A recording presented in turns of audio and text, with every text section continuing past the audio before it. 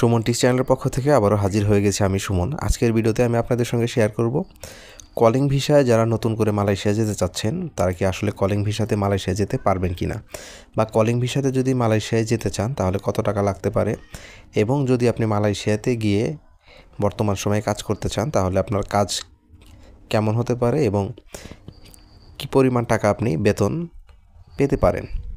তো চলুন কথা না বাড়িয়ে সরাসরি চলে যাই আমরা মূল ভিডিওতে। তবে মূল ভিডিওতে যাবার আগে আপনাদের কাছে একটি রিকোয়েস্ট থাকবে, ভিডিওটি যদি ভালো লাগে তাহলে অবশ্যই লাইক করবেন, কোনো মতামত থাকলে কমেন্টে জানাবেন, এবং আপনি যদি আমার চ্যানেল নতুন হয়ে থাকেন তাহলে অবশ্যই চ্যানেলটি সাবস্ক্রাইব করে পাশে থাকা বেল আইকনটি বাজিয়ে দেবেন।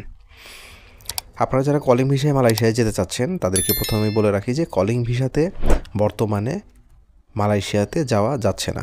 আজকে আমি যখন এই ভিডিওটি রেকর্ড করছি এই মুহূর্তে কলিং ভিসায় মালয়েশিয়াতে যাওয়া যাচ্ছে না, কিন্তু আপনি মালয়েশিয়াতে যেতে পারবেন দুটি ভাবে।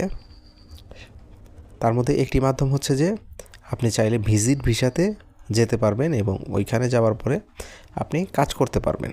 আরেকটি ভিসা হচ্ছে যে আপনি ট্রেনি ভিসায় যেতে পারবেন, যে ভিসার মেয়াদ হয়ে থাকে 6 মাস, কিন্তু আপনি ওইখানে গেলে 2 বছর পর্যন্ত থাকতে পারবেন। আজকের ভিডিওর মূল বিষয় ছিল এটি যে আপনি কিভাবে মালয়েশিয়াতে যেতে পারবেন কিন্তু আপনি কলিং ভিসাতে যেতে পারবেন না।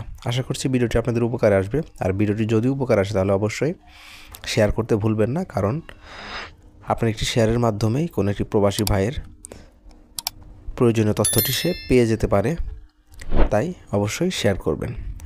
ভালো থাকবেন, সুস্থ থাকবেন, আবারও দেখা হবে কোনো একটি নতুন ভিডিওতে।